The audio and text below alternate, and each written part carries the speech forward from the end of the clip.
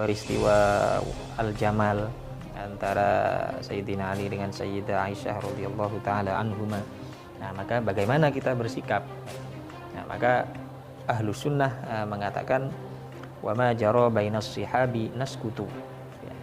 Jadi kami tidak berkomentar terhadap terhadap peristiwa-peristiwa tersebut. Kami tetap menghormati para sahabat sebagai orang mulia dengan level kemuliaan tertinggi di bawah Rasulullah Shallallahu Alaihi Wasallam.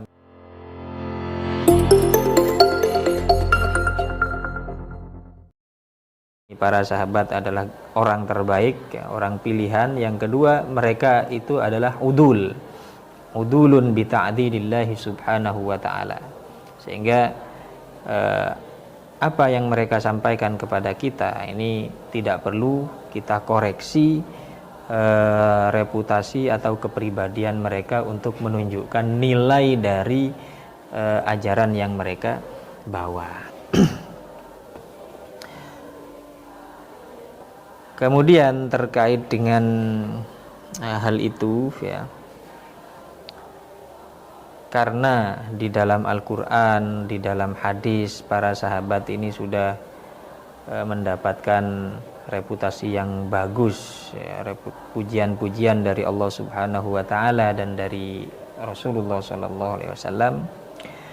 Nah, maka para ulama Ahlus Sunnah wal Jamaah dalam kasus-kasus tertentu yang menunjukkan seakan-akan ini adalah satu penampilan yang buruk dari para sahabat, ya, misalnya begitu.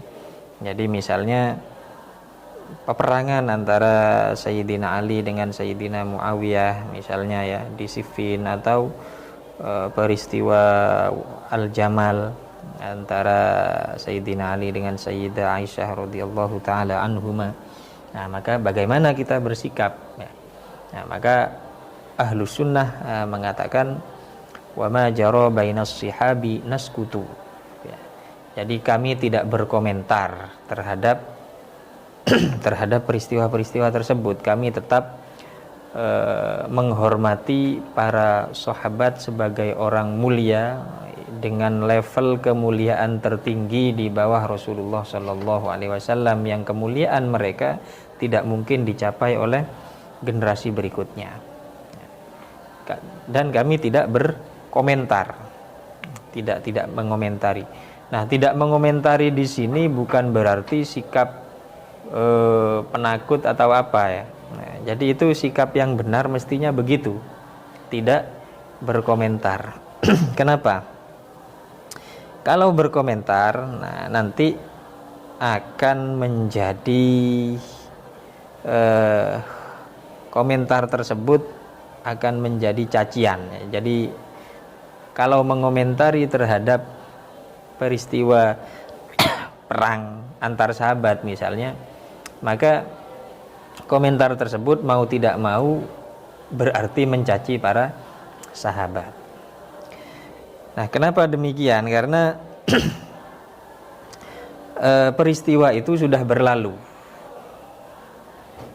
Jadi ini diterangkan oleh Syekh Al-Buti di dalam satu kitab beliau, dalam Fiqhus Sirah, bagian akhir, beliau mengatakan begini.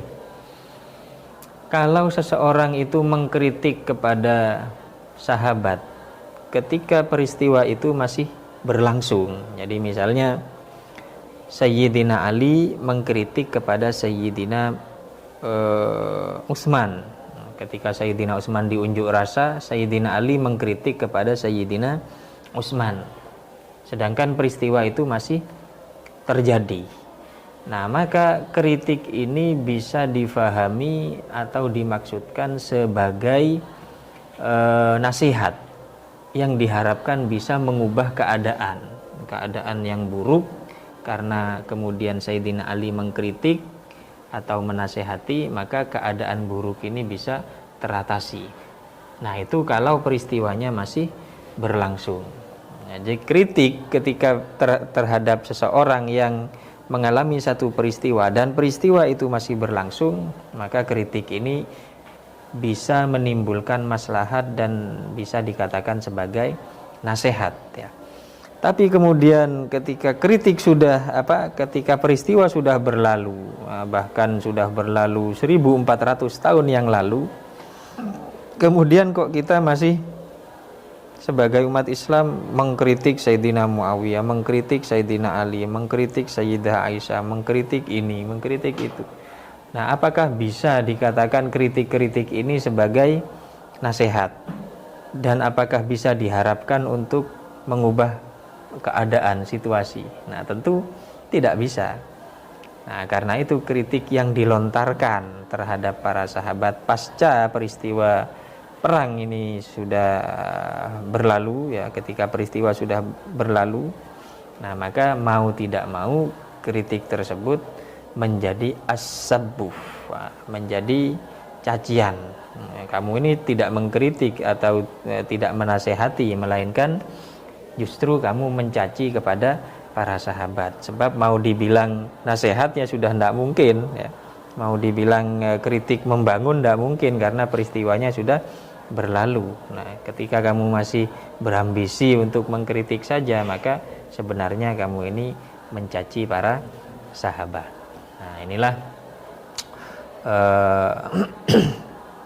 kenapa para ulama terkait dengan peristiwa-peristiwa yang menyebabkan atau yang mengindikasikan para sahabat itu tidak adil ini memilih sikap seperti itu, memilih sikap diam dan tidak berkomentar, karena kalau berkomentar akan menjadi as-sabbuh, ya, akan menjadi cacian kepada para sahabat. Sedangkan para sahabat sudah dipastikan adil sebab telah dipuji oleh Allah di dalam Al-Qur'an, telah dipuji oleh Allah di dalam telah dipuji oleh Nabi di dalam hadis, ya. Nah, dan ini pegangan yang utama, ya, dan tidak mungkin kita mengatakan bahwa Masya Allah itu tidak tahu, ya, kalau nanti akan terjadi peristiwa perang antar sahabat. Nah, kan tidak mungkin, ya. Jadi tentu Allah tahu kok masih memuji, ya berarti peristiwa peperangan para sahabat ini tidak mengganggu terhadap apa yang telah ditetapkan oleh Allah dalam Al-Qur'an berupa ta'dil terhadap para sahabat, dan apa yang ditetapkan oleh Nabi di dalam banyak hadis beliau berupa ta'dil terhadap para sahabat.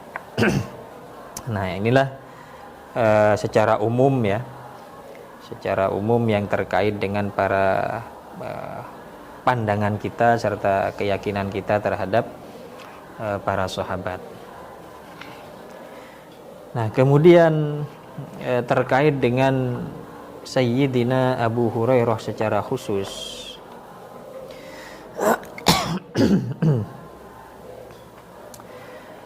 sebagaimana diterangkan di dalam kitab Abu Hurairah Rawiyatul Islam karya Dr. Muhammad Ajjaj Al-Khatib. Nah, beliau ini berlaku di dalam tradisi kritik hadis atau kritik sanad, ya, kritik sanad hadis. Ini berlaku terkecuali terhadap para sahabat. Jadi kalau seorang sahabat yang membawakan hadis, maka itu sudah tidak perlu dilakukan seleksi al-jarh wa ta'dil. Sahabat ini sudah tidak perlu dilihat, ditinjau ulang atau dikoreksi sisi hafalannya, sisi kebaikan moralnya, sisi ibadahnya, tidak perlu. Nah, itulah yang dimaksud yang dimaksud kata-kata para ulama, para sahabat kulluhum udulun. Jadi seluruh sahabat itu adil bi ta'dilillahi subhanahu wa ta'ala. Loh, kenapa kok tidak perlu dikoreksi? Ya karena para sahabat itu sudah dinilai adil semua, apa yang menunjukkan para sahabat itu adil? Para sahabat itu sudah dipuji oleh Rasulullah Sallallahu Alaihi Wasallam, oleh Allah Subhanahu Wa Taala dalam Al-Quran, dan oleh Rasulullah di dalam banyak hadisnya. Jadi ta'dil itu adalah memberikan penilaian positif, sedangkan tajrih memberikan penilaian negatif. Jika ada rawi yang diberi nilai positif oleh kritikus hadis, maka dia disebut ta'dil. Jika diberi penilaian negatif, maka disebut tajrih. Nah, para sahabat tidak perlu dinilai lagi. Mengapa? Karena sudah dinilai positif oleh Allah Subhanahu wa taala dalam Al-Qur'an dan oleh Rasulullah sallallahu alaihi wasallam di dalam hadis.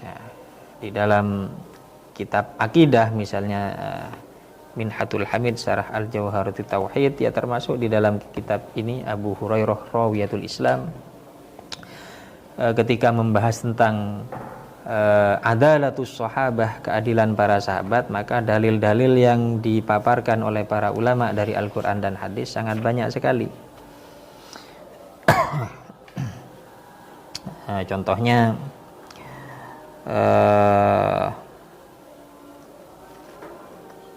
ayat Al-Qur'an, ya, dari ayat Al-Qur'an dalil bahwa para sahabat itu adil, seperti ayat kuntum khaira ummatin ukhrijat linnas, ya, fa fihi syahadatun minhu ta'ala annahum khairu ummah.